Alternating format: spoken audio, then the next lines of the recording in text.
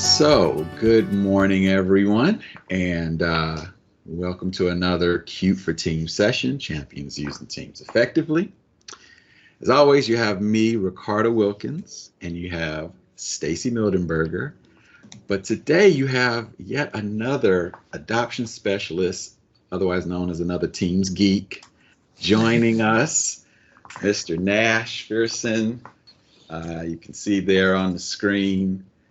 Nash is a colleague as well, and just heard how much we geek out on this thing, and he said, I have to be a part of it.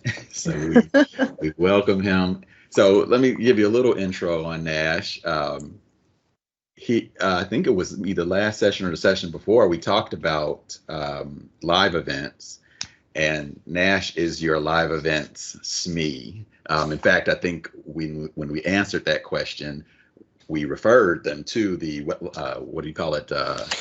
Webinar Wednesdays or Town Hall Tuesdays.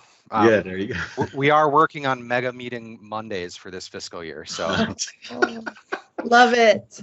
Nice. Yep. Alliteration is the best. There you go.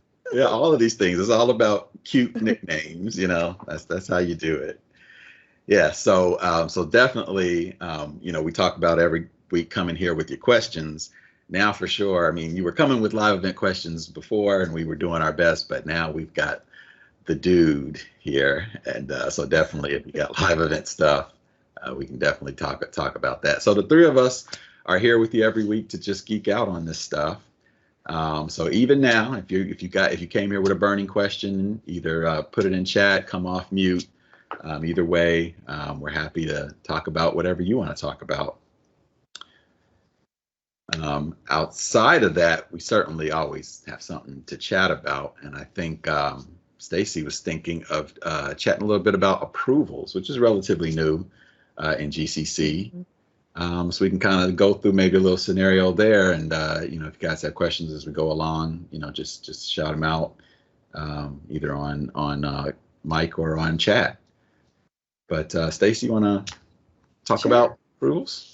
Yeah, I'll be happy to. But as always, this is a free discussion, so interrupt me at any time if you have a question that's pertinent to what I'm talking about or not, even if it's just something that pops up in your mind from earlier this week or another conversation. By all means, interrupt, because that's what we're here for, to answer your questions.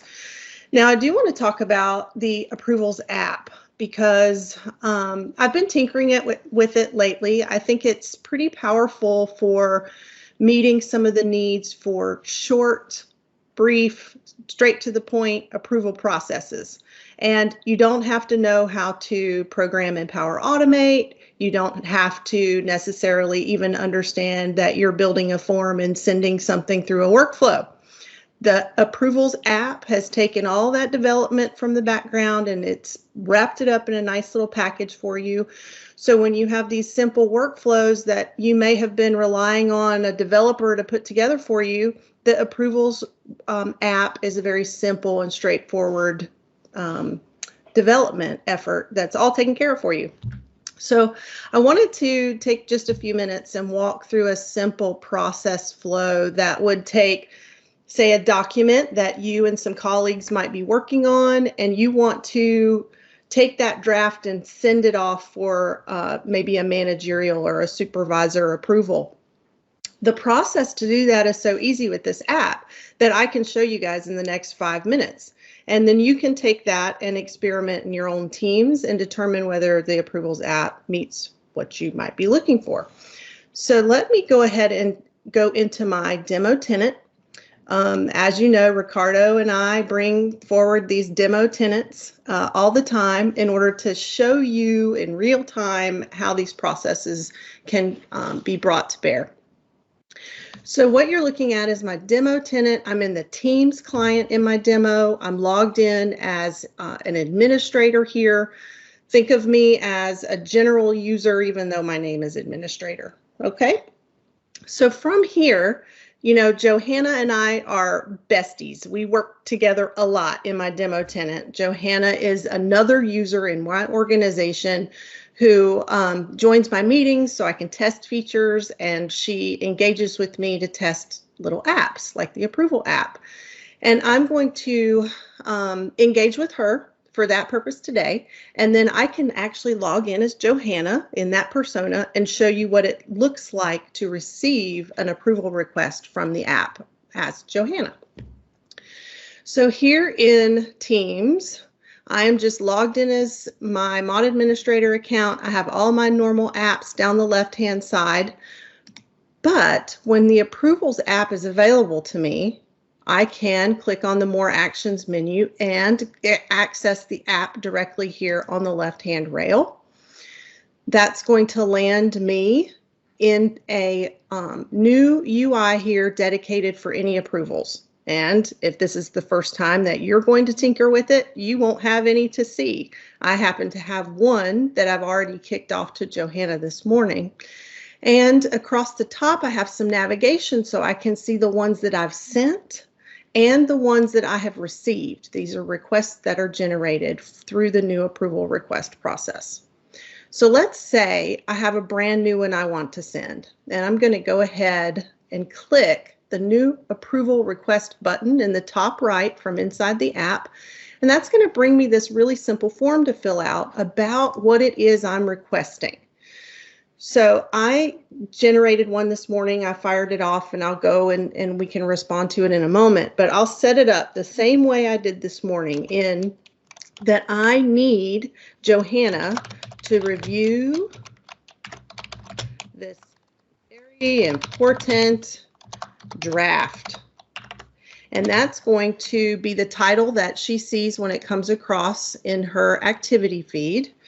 I'm going to go ahead and tag Johanna as the approver here, but notice I can have more than one approver. So let's say that we have a committee that needs to approve a draft document or approve some action for others. You could certainly put more than one approver on this line, and then you can tell the approval app if it's going to require a response from every recipient on this line, or if one person in the group responds, they can mark it as approved or rejected per that one responder if there are multiple here. That's what this toggle will indicate to the system. So I'm just going to leave Johanna there.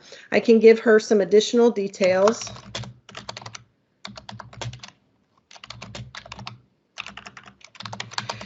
Ready for approval. Again, this is just a simple text field. I can give Johanna any information I need to about the document that I'm sharing. And then, of course, I can add an attachment. I can upload from OneDrive, upload from my computer. I can even attach a link if it's stored elsewhere, perhaps in SharePoint. I'm going to go ahead and upload from my computer because I created a document here. Let's see. Let's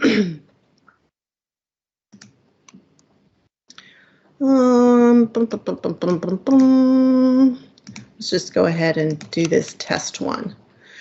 So it says it's already exists because I did tinker with this morning. So I'm going to go ahead and replace it. And it's going to upload that document.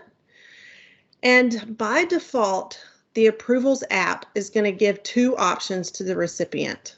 It's going to ask if you approve it with a button, reject it with a button, or you could allow any additional responses. If you want to allow an additional choice beyond approve or reject, or make it yes or no instead of approve or reject, you can customize those questions. But if you don't customize, it's going to be a simple approve or reject button with the comment field. So I'm going to click send. And you're going to see it's going to tell me it's doing its work. And then it's going to land me back here on the sent tab. And I can see that that draft just went out. Review this very important draft today with this timestamp. And of course, it was sent by me and it was sent to Johanna. So I have all that information here in the sent tab, which is nice because then let's say this list gets lengthy and I'm tracking several different approval process flows at the same time. I have some filter controls on this list, so you could see how it would be nice to be able to filter by which ones have been approved, which ones have been rejected, and which ones haven't been visited yet, which would be good to know at any given time. So I've sent that off. Now I'm going to go over to received, because this is one that Johanna sent to me this morning, and it had the same sort of setup that I demoed the creation of for you just a moment ago. So I can go and show you what this would look like as the recipient of an approval process. So Johanna crafted this one. It's similar to the one I just did, as I said, and it's coming through only to me, not a group. And I can review the document through one click. It'll open it up. I can say, oh yes, this is the very important document, and I think I'm going to approve it. Or if I wanted to edit in here, I could certainly do that as well. And then when we jump back, let's see, go over to Teams. I liked what I saw, so I'm going to go ahead and approve, and I'm going to give Johanna some praise for her work. And then I can approve or reject it here. So these are the default buttons when you don't customize the responses. When I click approve, you can see it shows still, it's sitting here in my received bucket, but now the status is approved, and Johanna will get notification on her side. In fact, I'm going to stop sharing this view, and then we can go over to Johanna.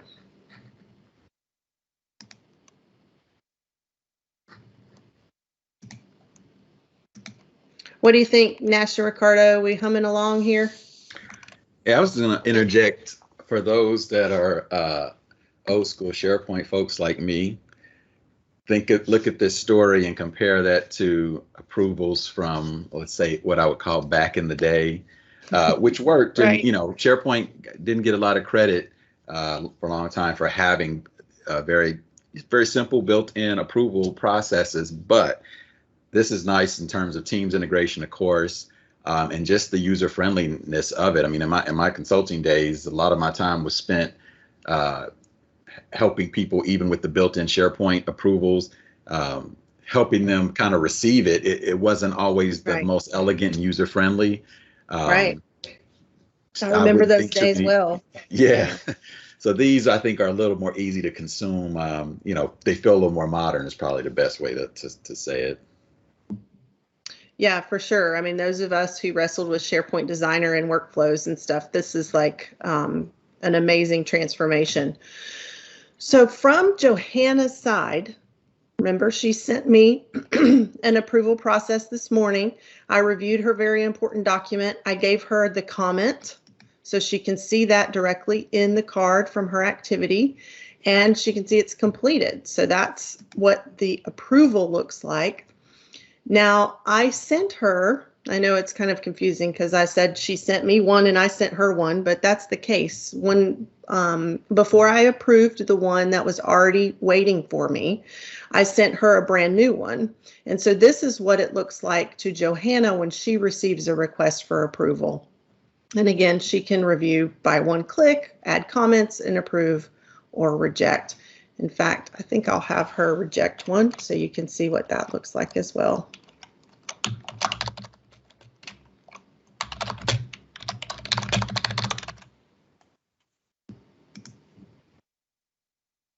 So that response gets recorded, and all of this history, everything that's here, that's showing in the approvals app, is being logged in PowerAutomate as well. So you can see all the history of your back and forth approval requests in PowerAutomate too.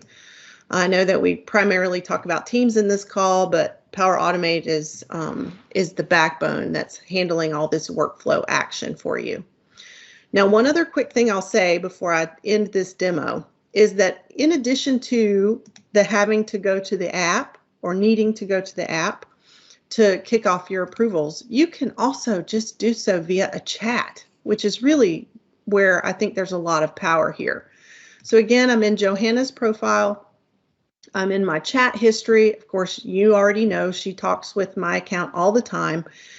And if I wanted to do this quickly without having to switch context, right? I don't even have to go over and find that app on the left rail. I can just click the approval, and I did that quickly. Let me show you where that is. So across the bottom of our chat window, you see all these additional buttons down here. One of those is this check mark with the circle around it, and that means approvals. So I can kick that off directly from a chat when it's enabled in my tenant, in my Teams client.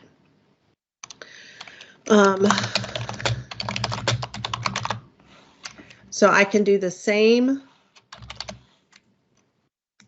kickoff from here without having to go to the additional app or leave where I'm sitting here. So that's just another quick tip, that it's accessible in your message extensions too. So I could send that off quickly. It says by adding approvals, it makes sure we meet this policy. I'm good with that. And then it's going to send a card within chat that the administrator receives in their chat rather than as part of their typical activity flow. So that's just another way to utilize it. And that also works in the Teams channels as well, right? Yes, yes. The Approvals app is available in quite a few different contexts here.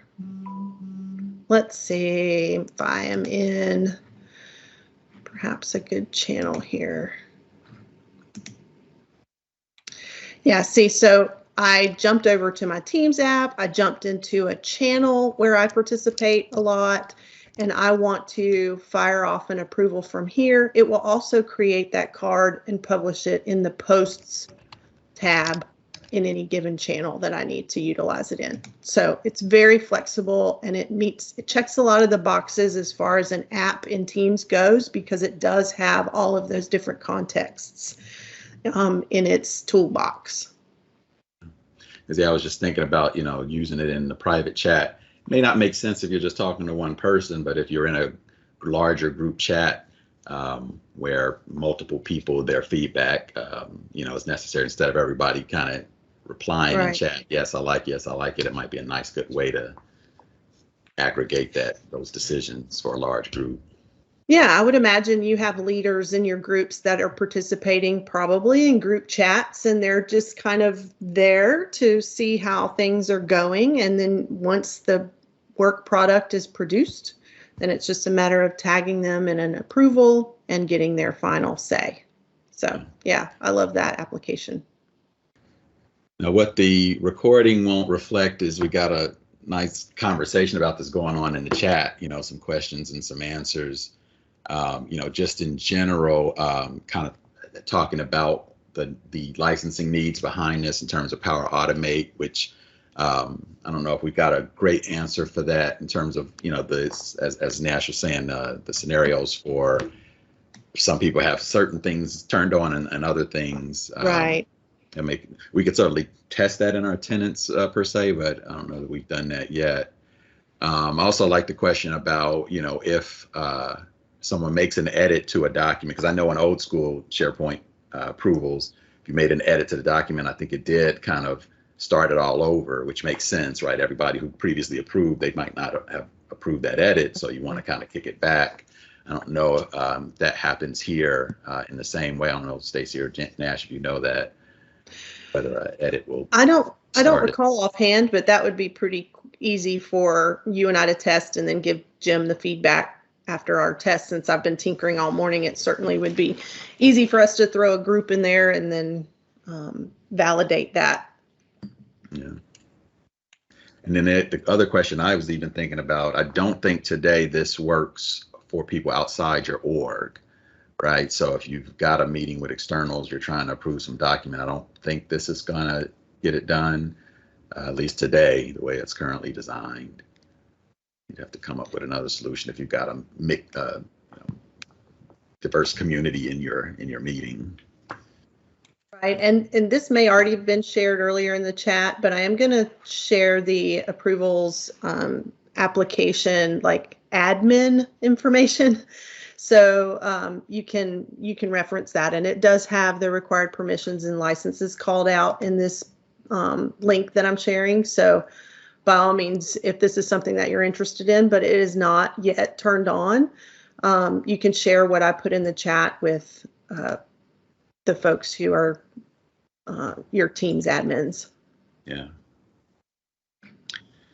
And then there was a question also about some new apps that have popped up in Teams, and maybe Nash, you can speak to that. I think you've got a little familiarity with bulletins, employee IDs, inspection, milestones. So Lisa brought that up.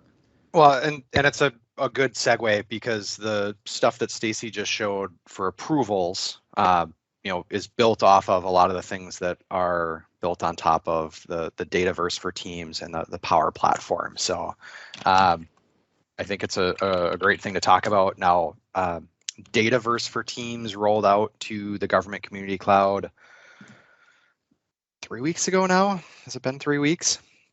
And that has enabled a lot of things that we couldn't do in GovCloud before.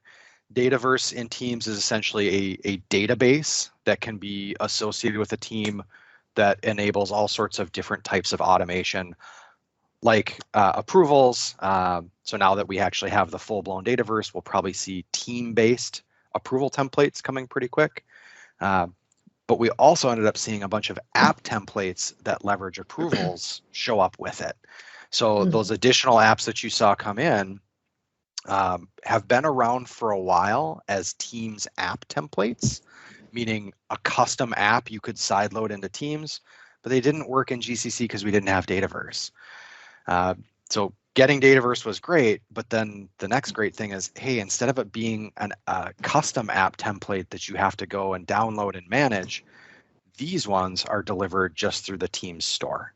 So you can go in without having to go and download code and re-upload it and manually keep them up to date. You can just go and have them, like any third-party app, be deployed as a first-party app into Teams. Now, there are some caveats to some of these, and I'm not super deep, so I'm just going to call out the one that I know of on the edge here is the inspections app. I think doesn't work in GCC yet.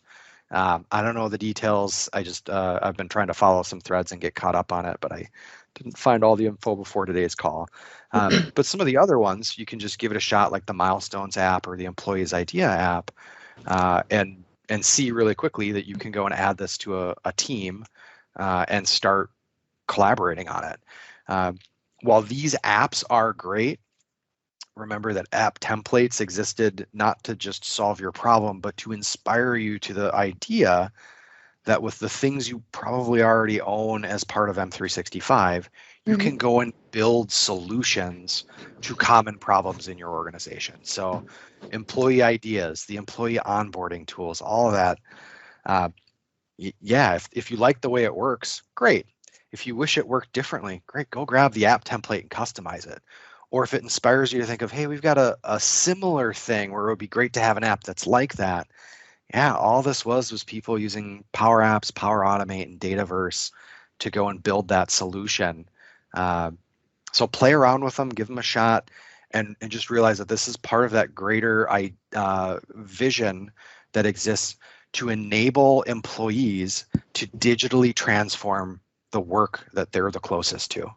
Right. So if you've got that person who, their job is tracking child support enforcement, and you've got a big giant enterprise application that does most of the work, but they still spend a lot of time doing a process that maybe could be automated or digitally transformed, or maybe it's still a paper process. It shouldn't take a multi-million-dollar, multi-year engagement to go and bring in a bunch of developers to digitally transform that work. It just takes somebody who maybe went to a app in a day workshop and started trying. And it certainly could be that they end up building something in Power Apps and Power Automate that becomes so valuable to the enterprise that you want it to go into be like a Dynamics-based solution. That's possible. Like that's exactly how this is designed to work. Of hey, somebody built an app that was useful to them, and then it was useful to their team, and now it's like, man, I want 1,000 people to use this and it to turn into a full enterprise app. There's a whole continuum between real simple Power App built by one dedicated civil servant, all the way to it got bigger and more complicated and still made sense to be a Power App, to, hey, now it makes sense to maybe go and do this over as an enterprise app, either in Dynamics or maybe as an Azure Logic app.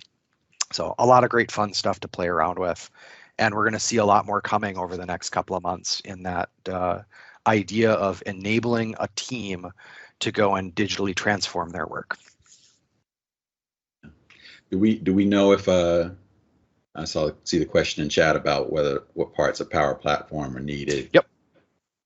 Yeah. So and this is where I think I replied to Lisa saying, I haven't gone through and tested like what happens if you haven't given people access to the common data service. Well, that's the old name for Dataverse. So yeah, these apps all require Dataverse. If you don't give them the M365 Power Platform licensing and the stuff that's included with E3 that you probably own for most, if not all, of your users, if you turn those licenses off, yeah, the things that depend on them aren't going to work. Now, I know a lot of organizations are very mindful and planful as they go through whether or not they light these things up. There are a ton of services to help you go through that M365 service adoption framework to get the first sort governance in place in like an hour or two, so that you don't have to spend 6 months building everything and being done before you get it in front of users. Work with your CSM, work with, if you've got unified support, they've got some great workshops for helping you get started with Power Platform, PowerAutomate, and just realize that, yeah, that this is the sort of thing that when we can enable this for a business area, you end up seeing things that you would have never imagined happen. And while that might be a little scary that the business area figured this stuff out on their own, once you start seeing the success stories of, hey, this helped us save more kids, serve more veterans, clean more water, grow more trees, pave more roads, and it didn't take millions of dollars and years to get to, it really does feel good, right? We see the fear and apprehension of, hey, we gave up a little control here, get returned 100 times over, and man, look at the benefit to the ability of these business areas to fulfill the mission of their agency. Sure. Awesome. Well, we are at time here.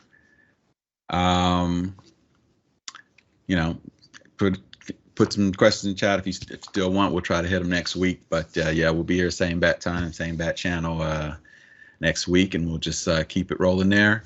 We'll add today's session to the playlist that is growing at this point. I think we're about 23 sessions in or something like that. So there's a lot of content there. I even posted in LinkedIn once about, because now that it's big, even I'm looking at it like, okay, how do I know what's in there? The search in the YouTube playlist works pretty good based on, tags and whatnot. So if you're looking for form stuff, I did that little search, and, you'll see all the cute sessions related to forms pop up. So if you are looking for something, just do the channel-based search in that YouTube playlist and it should pop up pretty good. But outside of that, yeah, hope this was useful, and we will see you guys next week. And Lisa, I'll reply to your question in chat there with a couple of the specific licenses that come into play with the Dataverse and those app templates. Thank you. Appreciate it. My pleasure. All right. Thanks, guys. Have a good one. You too.